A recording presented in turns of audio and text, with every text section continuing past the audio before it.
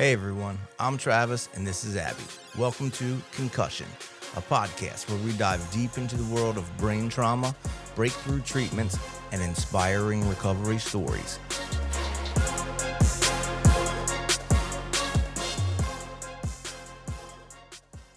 Hey everyone, if this is your first time tuning in, I'm Travis, and in 2016, I crashed my motorcycle and suffered a traumatic brain injury. I was in a medically induced coma for 11 days, in the hospital for about 3 months, and out of work for about 1 year.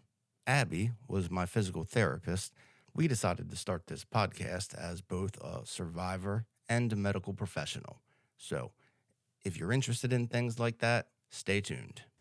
Welcome back, everyone, to Concussion. Last time we were talking about a soccer player who was in the middle of a high-stakes game, took a couple knocks to the head, and he was doing his best, essentially just carrying on with the game. He didn't even realize it was something that he should have taken action about.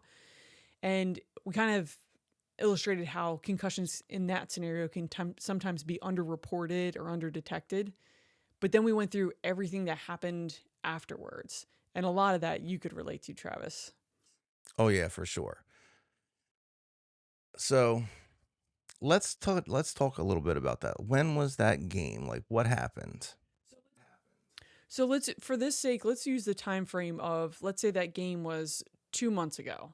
So So he got injured 2 months ago, went on with his life for 2 months, didn't really do anything about the head injury or didn't really address it too much because it didn't seem like that much of a problem. 2 months goes by. and then at that point, all those symptoms are still lingering and manifesting in different ways. So still getting headaches, still not doing well in school because he can't keep his eyes at the pace that they need to for reading or going between the board and his books, and things just start unraveling. But it's a slow, catastrophic way when you look at the bigger picture. But each day he's just doing his best to get through. Yeah, so that's what it seemed like a lot for me too. Like I didn't notice that. I didn't notice that those things were happening. I would say directly. I knew like something was off, but it's like I couldn't put my finger on it. It's like I couldn't necessarily understand or know that in his case, like couldn't follow the words on the board. I just knew something was not quite right. Like everything seemed to be a little bit harder, but it was very hard for me to like pinpoint exactly what was wrong. Exactly, because he can still read. It's not that Yeah, he all of a sudden lost the ability to read. right. He can still kick a soccer ball. Right. All those tasks in isolation, he still can do. But it just is a little bit harder and he doesn't really know why. Exactly. I gotcha. And then all that frustration that comes with things that were at one point easy, now all of a sudden takes so much more effort to get through. And beforehand, as a college student, he could go to a class in the morning, go to a workout and do lifting, maybe another class, then practice or a game, and then still have a social life afterwards. But now, come 2:30 or 3 o'clock, he feels like he's ran a marathon. I gotcha. Now, like, how old is this guy? Like, so I'm like 40, I'll be 45 tomorrow. And I want to kind of say, like, some things get a little bit more difficult for me. Like, I'm not the quite the energetic bug I was at, say, 25. So I wonder, like, how old is the guy? Like, how much of it is, How much of it has to do with his age? So he's in college, so he's probably 22. so yeah, so prime. Exactly. It shouldn't be any factor of fatigue whatsoever. Especially when you're in good shape, because when you're in like good shape and you work out a lot and you're athletic, things seem to be a little bit easier. Like you don't seem to be as tired as much. And I noticed that even like now as I'm older, like there for a while I was drained when I wasn't working out. But I started working out again and I do have a little more energy now. And not only was he working out for the sake of a great college career, but keep in mind his whole life was prepared for becoming a professional. Right. So his high school life was revolving around a high workload in terms of his physical capacity and then his schoolwork on top of that to get to college. But imagine the pressure that's on him now, that all of that's slipping, his grades are slipping, his athletic performance, but everything in his life was just leading to you're going to become a professional soccer player. Right. So he had like all his eggs in one basket. Every all his energy and everything was focused on this one goal. And what could you imagine that that does to you mentally and emotionally when everything was supposed to go that way and for reasons that you can't identify, it's all falling apart? Yeah, I know exactly how that feels. Like it's terrible. It's almost you it's almost so hard for you. There's no words for it. There's only like a feeling for it, and you kind of, I think you would only feel that way or know the way that feels if you were in that situation. It's very hard to extrapolate the actual feeling into words. Because it's not just devastation, it's something different. It's something that is more like internally brewing that nobody can really understand unless you lived it. And this kid lived it for 20 some years of this kind of expectation, or at least for 14 or 15 of those years, playing this sport every day, setting his goals on this being his livelihood, and knowing that his parents, his friends, everyone had to make sacrifices to get there. And now it's just, I don't have that same spark that I used to on the field. I'm not producing as much as I used to. What team is going to want me now? Yeah. Um and that's like a huge thing. And then when you start adding all the other little things like the straws to the camel's back, like the straw that broke the camel's back, those things become like extremely heavy, with I would say that like I think people can almost deal with one tragedy, but when you start adding on a whole bunch of little stuff, and I think other things get amplified as well. So maybe not like, you know, getting, say, a C on a paper, like that's going to not feel like a C. That's going to feel like a zero. It's going to be amplified. And you don't even really know why. And all of that. So even if he were dealing with the fact that all of his work that went into this main life goal now becomes compromised, that's a heavy emotion to deal with to begin with. But he also has had an impact to his head that could affect his ability to process those emotions Yeah. or deal with that. So it's like you have this huge emotional burden plus a compromised coping system. So, as you said, that all becomes much harder to deal with when you all pile this together into the bigger picture of very complicated hard emotions and not the capacity to deal with them. Right. So there, what you just said, like you have you you lose the ability to be able to deal with your emotions. You know how many people I think know that? Like probably three. Like I'm sure there's a lot more, but like I certainly didn't know that. I didn't know that. So I kind of did in a way. Like remember we talked about me with the like getting emotional during commercials or movie trailer, something where I normally wouldn't get emotional. Like so I knew that something was happening, but I couldn't really I don't want to say like I couldn't put two and two together. It's just that something like that had never happened to me before. So I didn't it never even came into fruition. Like I didn't even put that into consideration that my emotions were out of whack. Yeah. And had nothing to really assign it to. Right. You know, you're just feeling what you feel and not knowing that the experience you had caused it. And not that that fixes it, but it gives you a place to start to know where to fix it. Yeah. And all of this going on is just a huge tornado of thoughts, emotions, the ability probably to just get carried away and catastrophize on his end, what's going to happen. But keep in mind, he's still muscling through each day. He's still going to practice. He's still going to class. The things that can be sacrificed are probably conversations with his family. Any social things probably are slipping through. Anything that's not necessary is probably not getting his attention. Yeah. Like you have to really prioritize where you're going to put that limited effort. Yeah, and he's probably wondering why he has to prioritize when he didn't before because that yeah, it's yeah, and if you could do it all and it's very hard to admit to yourself, let alone other people that hey, I'm having issues with this or this is kind of hard for me.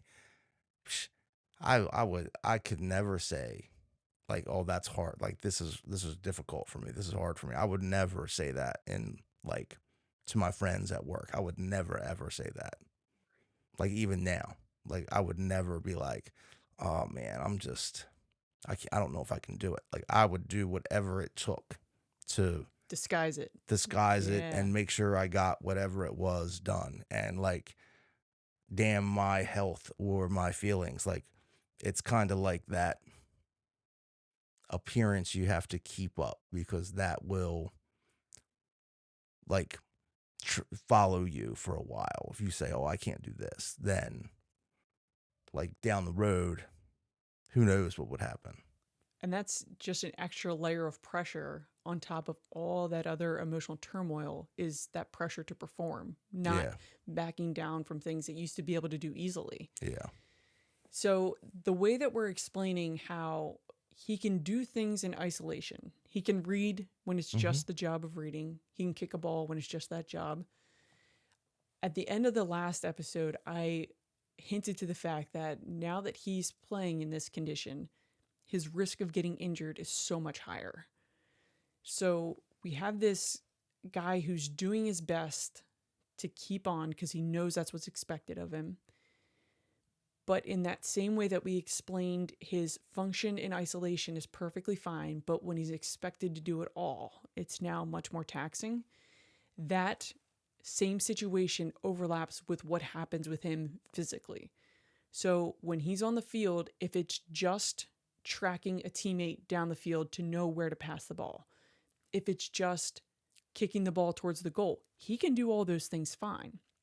But in the pressure of a game, when he has to do all of those things together, track his players' run, track the ball that he needs to be keeping in motion as he runs, now the defenders that are coming towards him, how the geometry of the play is unfolding, the noise from the crowd, and the pressure on him to make the best play while he has the possession of the ball, that is a perfect analogy as to all those things he can do perfectly well, but when it's all put together, his brain is taxed to the point where it's not making those efficient connections that it once did. So his risk of the muscles not executing the perfect command when he's focusing on all these other things on the field set him up for sustaining a non-contact injury, which means nobody touches him, but his body fails him in a way that he tears his ACL, tears his Achilles, injures his hip. All those things are significantly more likely to happen when he's playing in that state. So essentially, we can take what makes so much sense to us now in terms of how he can do his day to day functions in isolation. But when it's put together, all of a sudden, that system can't keep up with everything. The same thing can happen with him physically. because I think people think that when I'm running and I go to like say jerk to the left or jerk to the right or something, the way I do that is like everybody knows how to walk. So nobody puts much effort into thinking about I'm going to contract my quad muscle and lift up my knee and extend my calf muscle and put my foot out. Like nobody thinks through that process. They just do it. But that's actually a very complicated process that requires tons of muscle contractions and nerve signals And while you're and if you have to do it like extremely fast, then there's a chance that it doesn't operate perfectly, even in the best of circumstances, even before a concussion. But after a concussion, when your brain is working so hard to process everything else that's happening, and you add on that split second muscle command, it may not be as fast because your brain may be clouded with other stuff. It's like me trying to get home from work, you know? Like on a Sunday afternoon, it's all good. I'll just cruise. There's no traffic. But when I'm leaving at 4:30 on a Wednesday, then everybody is everywhere and the roads are clogged up and I can't get anywhere. Like it's just it's a mess and everything is just congested and Sporadic. And sporadic yeah. and Yeah, instead of that smoothly automated process, like you use the example of walking, there's a lot more brain energy that needs to go into it to make that all come together well. Yeah. and I think too, like so I remember the first time I tried yoga. I had no balance whatsoever. And but I stuck with it. I'm like, I'm gonna stick with this yoga stuff because this is like strength yoga, P90X stuff. This was after your concussion? Nope, nope, nope. This was Before. Okay. before my concussion. Okay. This was probably back. This is like when I first started getting in shape. Probably back in what was it, 2010 ish, somewhere around there. Mm-hmm. Yeah, 2010. And I'm doing yoga, and I would fall like all the time, like every 2 seconds, I would fall. And then, like after a couple weeks of doing it, I noticed I went to fall, and I felt my foot like do something extra, like it put a little bit more force on one side, and I was like, and I felt it, and I was like, whoa.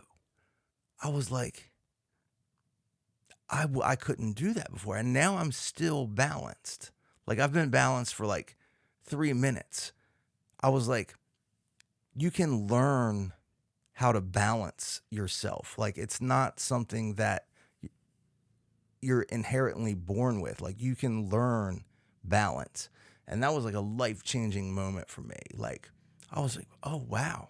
And I got really good at it. And I could do all kinds of like balance stuff. And it was like these tiny little movements of my toe. And that would like keep me standing up. And I was just amazed by that.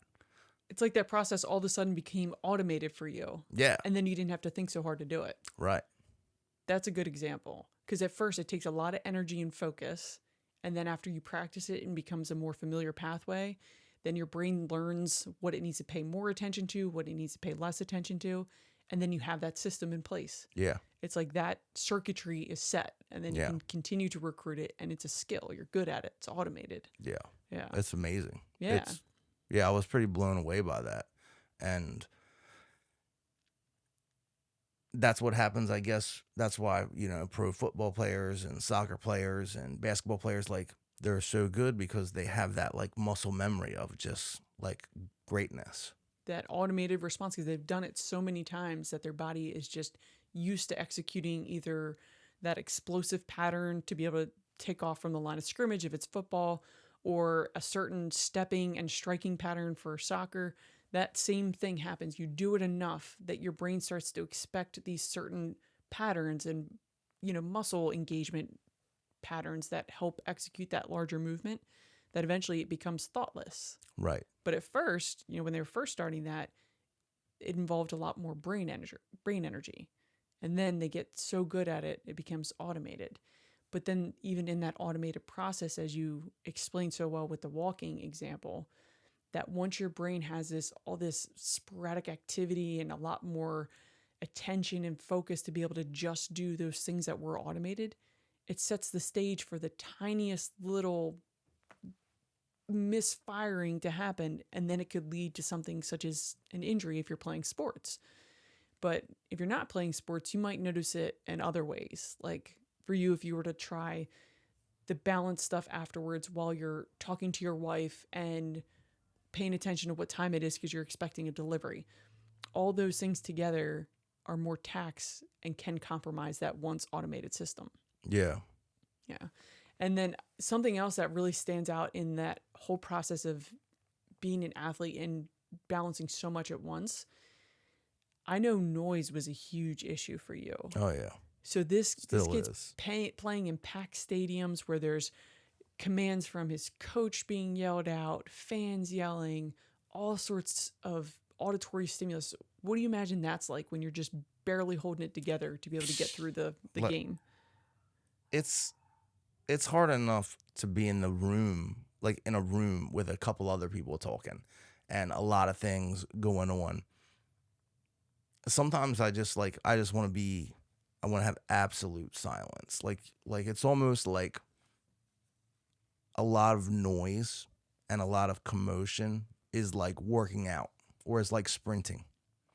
It's like sprinting. And so you sprint for 30 seconds, a minute, and then you just run as fast as you can all out for a minute.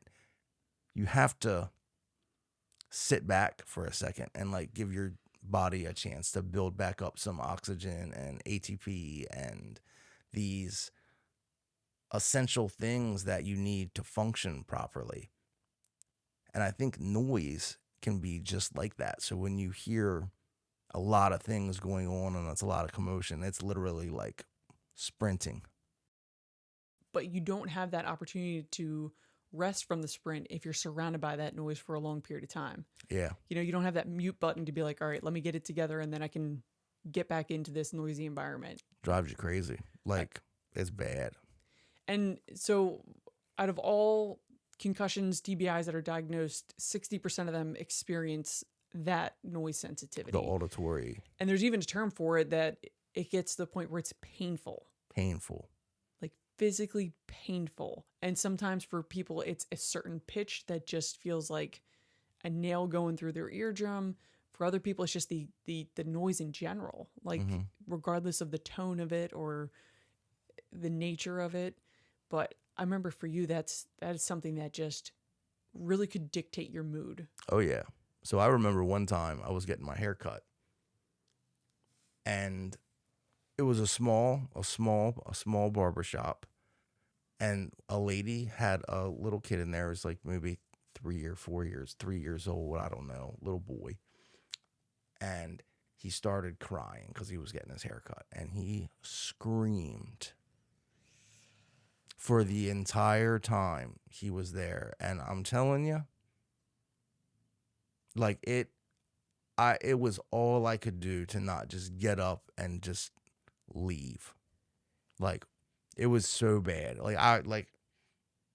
I feel like you should be allowed to punch babies in that situation. Like, it was terrible. And my good buddy, he still cuts my hair. Like, we still talk about that. And that was like so many years ago now. Kids screaming for some reason just reach a certain decibel that like it hurts everything. Yeah. Oh man. And especially when you get the buzzing of the clippers probably. This He was kid talking to screaming, me. the barber talking to you, and maybe the parent of the screeching child trying to talk over them as if will make them stop yelling. Yeah. Like, at first I was holding a conversation, and then I just stopped. I just stopped talking, and he would talk like my barber would talk to me, and I wouldn't say a word. Yeah. Like, it got so, and I almost left. I mean, leaving would be the responsible thing, but can you imagine all the other reactions you'd have? Like bursting out yelling at the kid, like Right. Anything just to relieve that pain or overstimulation from all that noise going on. Yeah. Man. And that's like I said, it's common, and it's a really tough thing to navigate because sometimes you can't avoid the noise. Right. Like sometimes you don't have that option to separate yourself. What if you're, in this kid's case, what if you're playing a high stakes game? You're going to experience that noise for at least 2 hours. Yeah.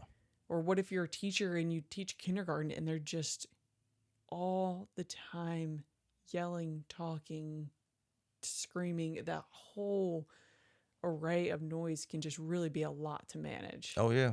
And it's still like it still is. Like a lot of times I'll wear my AirPods at work when there's a lot of stuff going on. Like I'll throw them in. And I'm not listening to any music and I can still kind of hear what's going on, but it's like dulled down a little bit for sure. So that's helpful to you to just get a little Oh bit of a yes. Oh filter yes. over the That's so noise. much. That's it, even if it's just one ear, it's helpful. Oh, really? Yeah. There are some earplugs that they make that are in that category of meant to just dampen noise, but still let you hear. But then again, what kind of solution is that for you long term? You know, you don't want to go around muffling the auditory stimulus that you get because we know that has consequences as well. So like coping through that is a tough challenge. Yeah. And it seems to, like I was telling you the other day, all the guys were talking and I don't mind the guys talking. It's all good, but I was also really upset about my dog. Yeah. And just it seemed like that noise and all that auditory stimulation caused me to get more and more and more upset about my dog. Like my dog's okay now and he's doing much better. But when that was happening, I was so worried about, about my dog and like that stimulation, that like auditory stimulation caused me to get so upset and I went out and I sat in my car and like I calmed down and I got unupset. Like I started to like mellow. Mm-hmm. But I think that like noise did it. That's a great example as to how that one thing in isolation can be easier to manage, but when you're dealing with multiple things at once, the ability to cope through that just becomes a lot more challenging. Yeah. So with the noise being there plus the emotions of having such like a heavy mind worried about, in this instance, the dog, that also does a great job of illustrating how that multitasking or dual tasking or just normal day-to-day operations of the brain, if you're dealing with more than one thing at once, it can compromise how you deal with those things. It's crazy. Like how all those electrical signals go through your brain. I remember reading a study about a woman who was born and she was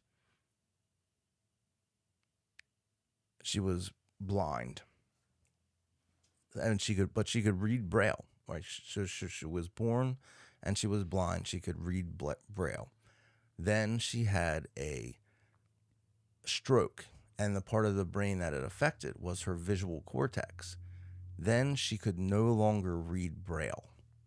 Everything was, all the letters were like jumbled up and she couldn't make sense out of them anymore. Wow, so it affected her stereognosis too. Yeah. So that's like a complicated term for, if you reach in your pocket without looking at it, you can feel what's a key versus a button. So Uh, for Braille, you have to have that system has to be perfect to be able to feel all those different patterns and be able to recognize what it's spelling out there. okay. But the brain is fascinating in how it works in those ways. And then speaking of studies, this is kind of an update for even just in the time that we've been recording this. I think in the first episode or two, I talked about how that relationship between a concussion and then returning to sport after a concussion, that you were 4.5 times more likely to sustain a lower body injury. Yeah. Well, just last week, they're the same population NBA players, same circumstances. They're concussed, pulled from their sport, cleared by all the medical professionals that they need to. Within 90 days of going back to their sport, now it's 11.3 times more likely. Wow. So it's more than double what it was. So it opens up great questions. Are concussions now being reported more often? Yeah, I was saying, is there like more data being analyzed or? That's certainly a possibility. Is that beforehand concussions were so underreported that these lower body injuries that were happening weren't tied to this data collection because the player never said anything to the athletic trainer never noticed and pulled them.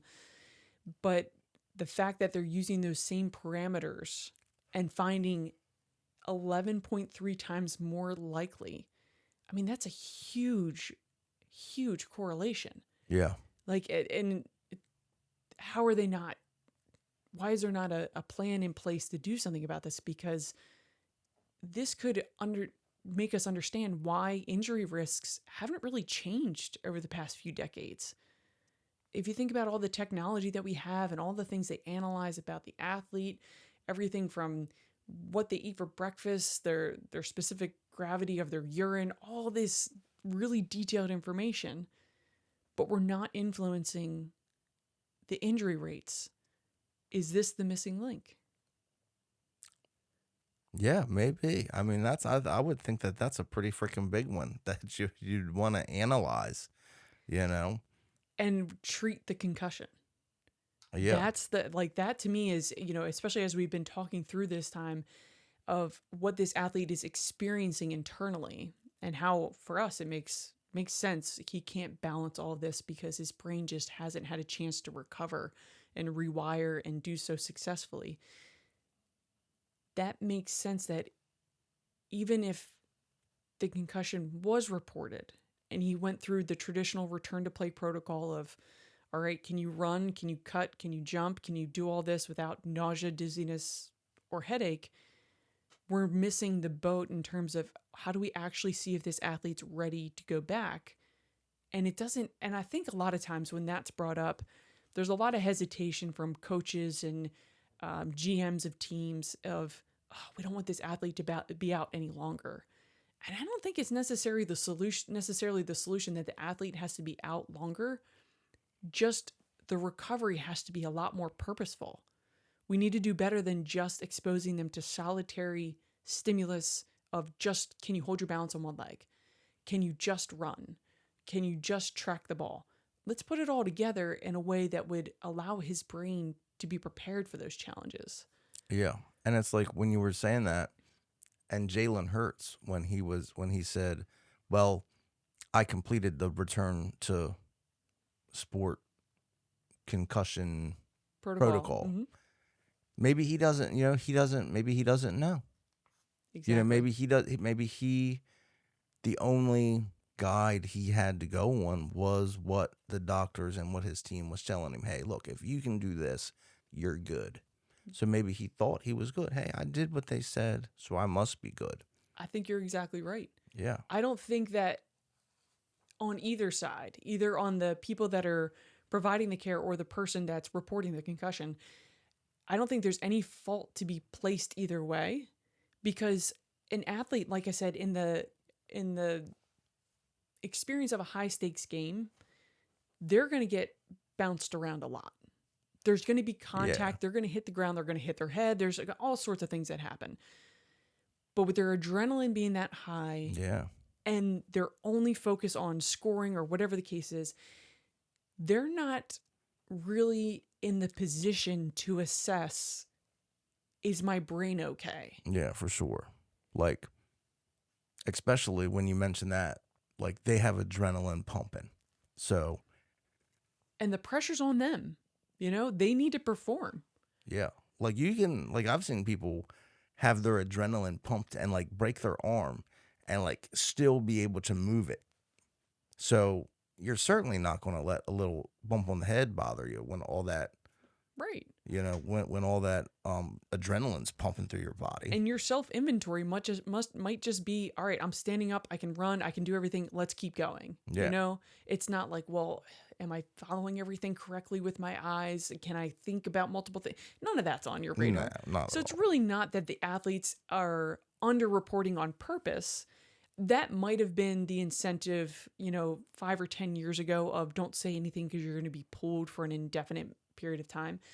I think athletes nowadays are a lot more responsible for their mental health, their physical health, and to take care of those two things, they know they have to take care of their brain. But I just think that it's not fair to expect them to be able to recognize that in an instant. Right. they might recognize it after they go home and the dust settles, and then they have this pounding headache and nausea and all that comes afterwards. But it's really not in the athlete's hands to make that decision in that scenario, unless it's overtly like, loss of consciousness or something like that. But the part that we can kind of extrapolate from that is, if now the rate and the correlation is so much higher, is it that athletes are becoming more aware of when they might be having these symptoms, or is the medical staff becoming more aware? Are they starting to pick these signs up a little bit earlier, or tying in other things that they might otherwise not think are a concussion because they're becoming more knowledgeable about how this can affect them long term? It's hard to say. And you gave the example of Jalen Hurts completed the return to play protocol. He did everything he was told to do and everything that he expected should be done. Mm-hmm. So he should be better. Yeah. So same things on the athletic trainer side. If they're doing everything that they think should be done, there's no reason to hold that athlete out of play. Right. Doctor says I'm good, I'm good. Right. Just like when I went back to work and I was like, Yeah. but sometimes you're not all good. Right. Right. And now that we have more relevant data about this, it still begs that question of, what are we missing and what needs to be done? So I think the first phase of this, of just starting the conversations about this correlation, is incredibly strong.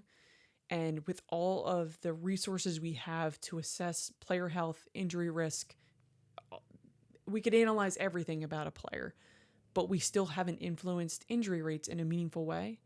Maybe this will start to put a little bit more attention that the brain controls the body. And if we don't know how to analyze that well, that could be what we're missing in understanding injury risk. Yeah, for sure. So putting that all together to bring back to the guy that we started talking about at the beginning of this podcast. Soccer player. Our soccer player who is muscling through concussion symptoms, doing the best he can with what he knows. Athletic trainers doing the same thing, doing their best for what they know. And then knowing that he's likely facing a lower body injury because of the circumstances in which he's playing.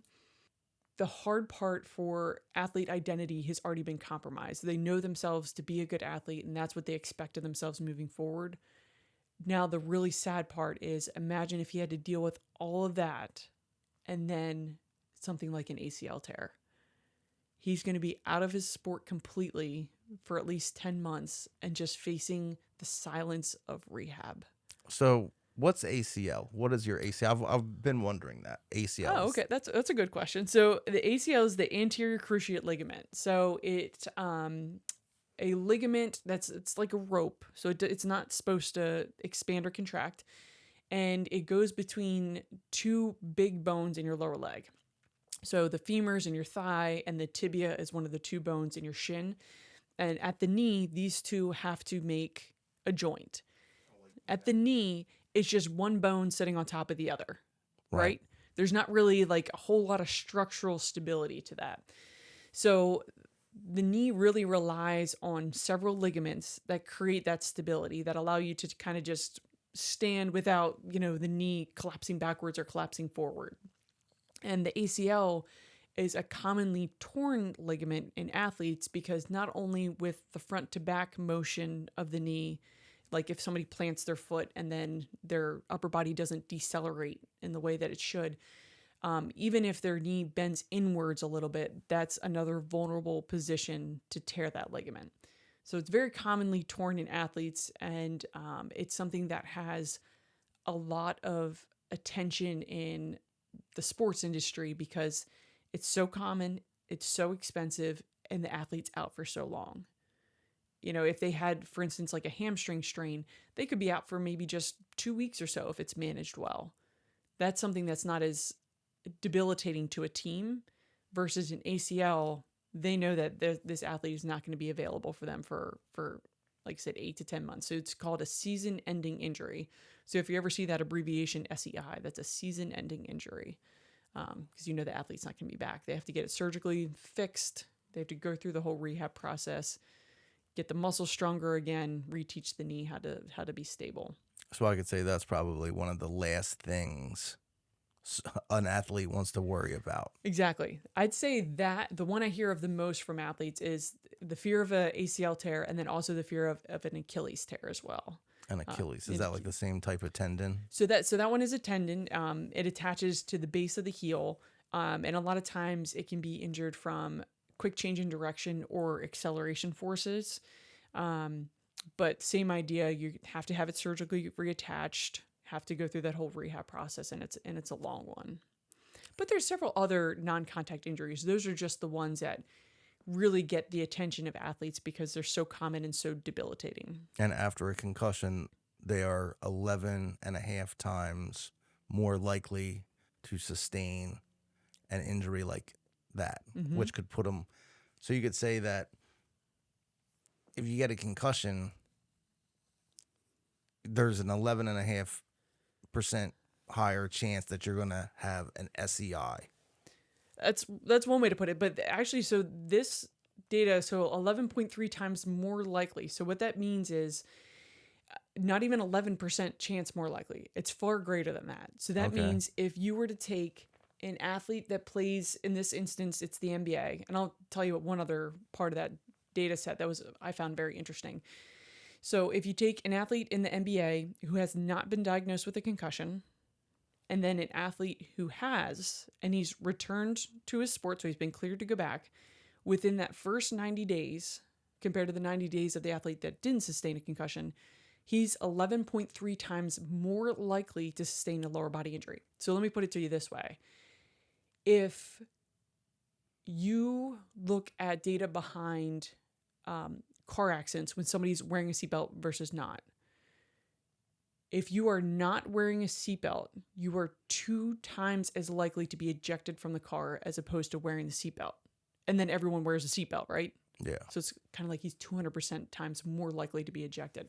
So 11.3 is a massive increased risk of getting injured. If we change our behavior on something being twice as likely, such as being ejected from a car after a car accident, think about how much more severe that risk is at 11.3 times more likely. That's a very serious correlation.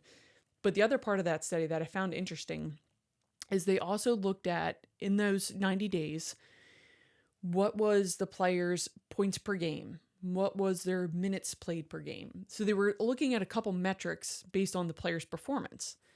And with knowing that injury risk was so high, their expectation was, well, this player is going to have really poor performance if they're this much more likely to get injured.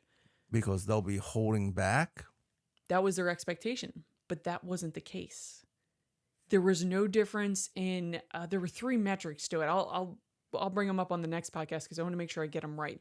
But it was essentially revealing how much the athlete played, how efficient were they in their play, meaning how many points did they score, and I think the third one might have been field goal percentage, like how many other shots did they make.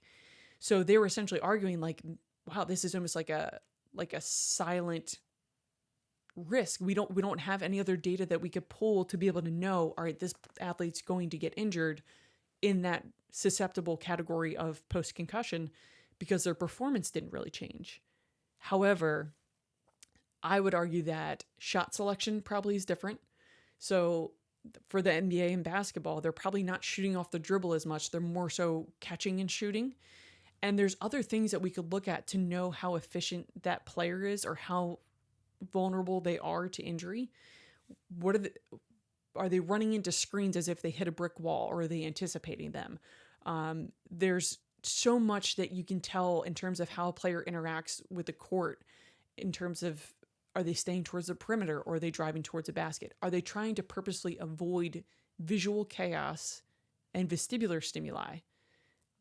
I think that there are some factors that would be more telling than just points per game, minutes per game, that would allow us to understand if that athlete, after a concussion, is more susceptible to injury. But that formal study hasn't been done. That's just my 2 cents on that. That there's other things that you could look at to be able to assess that injury risk relevant to post concussion. Is there any? So you said that study hasn't been done.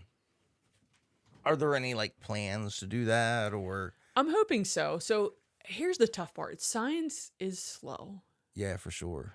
and the National Institute of Health even pointed out, this was published several years ago, so it's probably more severe than it was published at the time, that it takes us an average of 16 years to change what we do based on what research tells us. Oh, that's like, I guarantee that. Like, that's almost like how long it takes me to change something when I learn something.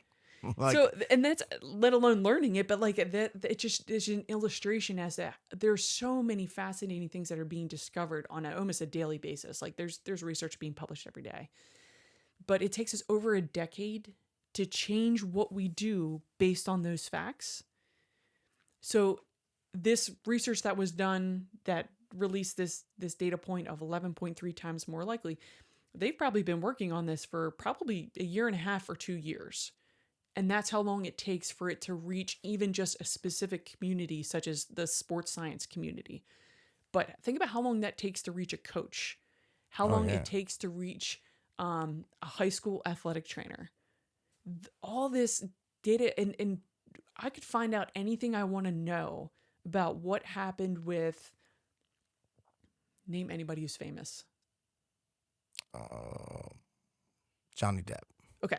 I could probably look up what he had for breakfast yesterday and be able to get that information spread faster than I could anything that has to do with your health or your anything in this science and research side.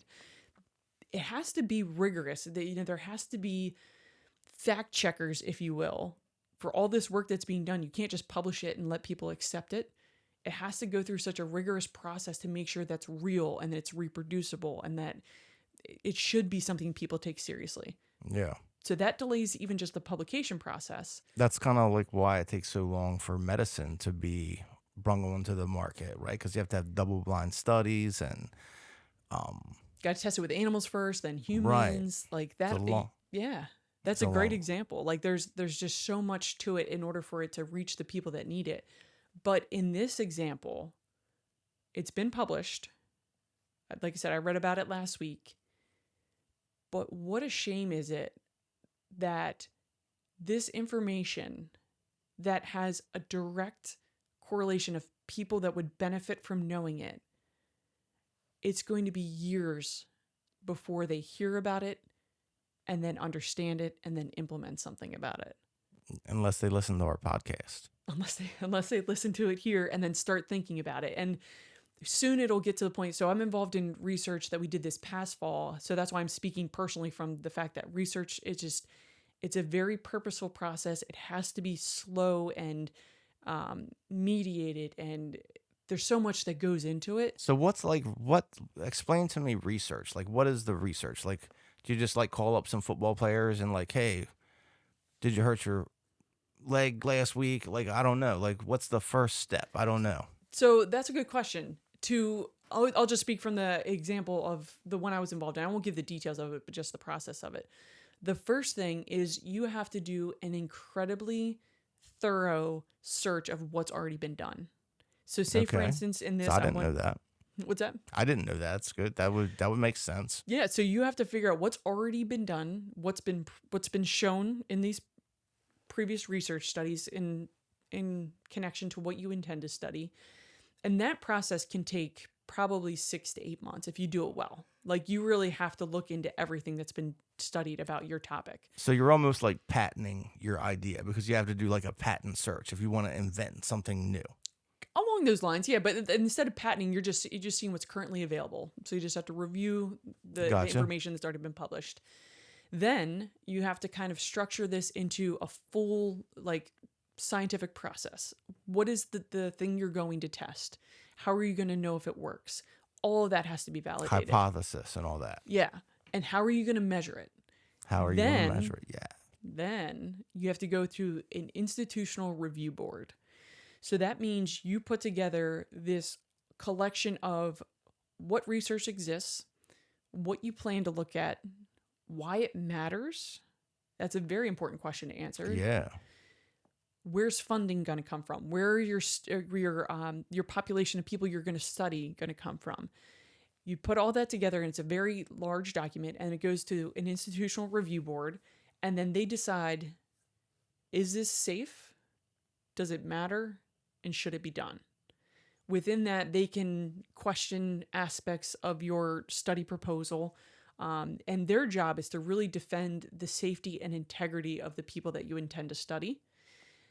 Once you have that approval, then you can set up your study design, or study design is already established. You can set up the timing for your study, but you need people. If you're going to research, especially in sports, you need athletes that are agreeable to do it, understand why you're doing it, and are willing to participate. They don't have to. You can't force them to do anything. Yeah, it's kind of like what's that called when they do it's like a study that they do on medicine. I'm like just a placebo.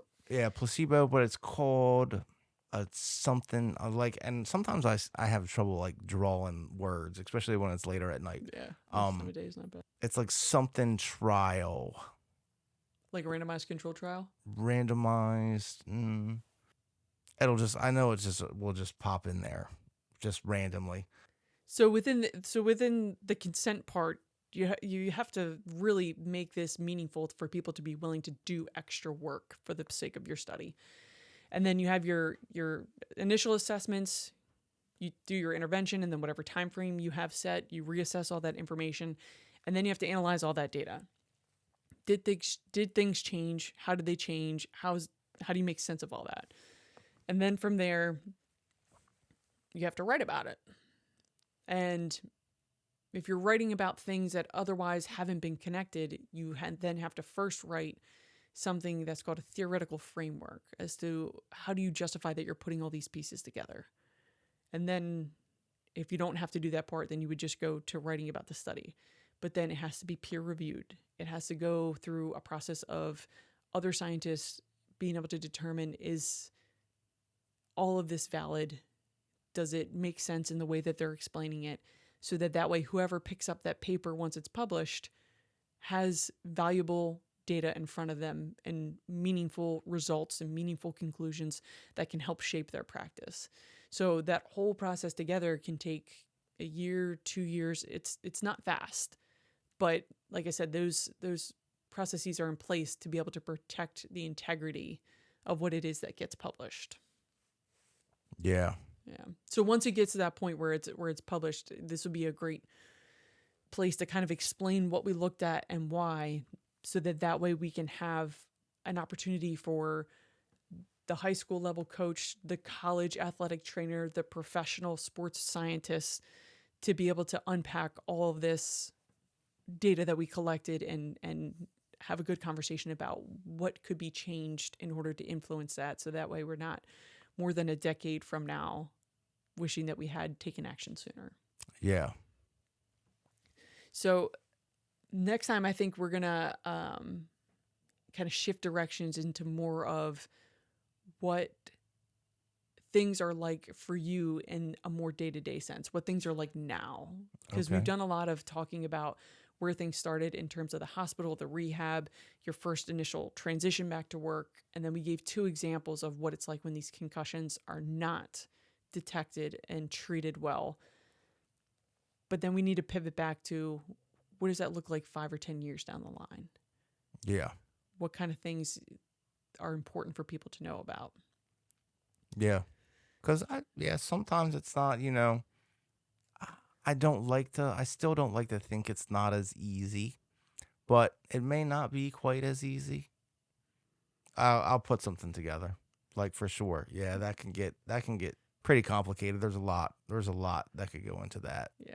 And it's so helpful for people to hear it, because that story you have to tell is going to resonate with more people than you realize. And having someone talk about it in an open way like you have just creates a sense of community, even if they never meet you. Yeah. It just allows you to identify with things that you might be struggling with, to feel a sense of hope in how you've managed to find different strategies or techniques to help yourself through that. Yeah, for sure. I would definitely have loved to have heard something like that, just somebody else talking about going through it when I was first going through it, but I never did. I don't think I looked. I just dealt with it. I wish somebody would have said, "Hey, Travis, you should listen to this," and like emailed it to me or, Mm-hmm. something. I probably would have been, you know, a lot. I mean, it would have helped me, I would say for Yeah, sure. there's something to identify with. Yeah. Well, thank you all for joining us this time, and we look forward to catching you all again soon. And we'll speak with you next week. And before we wrap up, let's hit the highlights. Today, we followed the story of a college athlete who took a few hits on the head, brushed it off, and kept playing. 2 months later, his life was quietly falling apart, and he didn't even know why. Honestly, that's the scary part. It's not the knockout blows you see, it's the slow unraveling that no one talks about. We broke down how concussions mess with more than just your head. They hit your focus, your emotions, your energy, your identity. Stuff that was once easy feels impossible, and you're too drained to explain it. And then we hit the stat.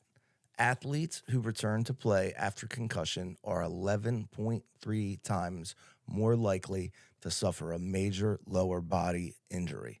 ACLs, Achilles, hamstrings, things that sideline you for seasons. Let that sink in. 1 out of every 10 athletes who goes back too soon ends up with a serious injury. That's not just a risk, that's a pattern we can't afford to ignore anymore. So, if you're an athlete, coach, a parent, or just someone who gives a damn, listen to the signs, speak up, push for a smarter recovery, because pretending you're okay when you're not, that's how you can lose everything you've worked for. I've lived that. I know what it feels like to push through the pain just to keep up appearances. But that pain doesn't disappear. It just stacks up. Thanks for sticking with us today. If this episode hit home for you, share it with someone who you think needs to hear it. Seriously, it might be the thing that stops someone from making a mistake they can't take back.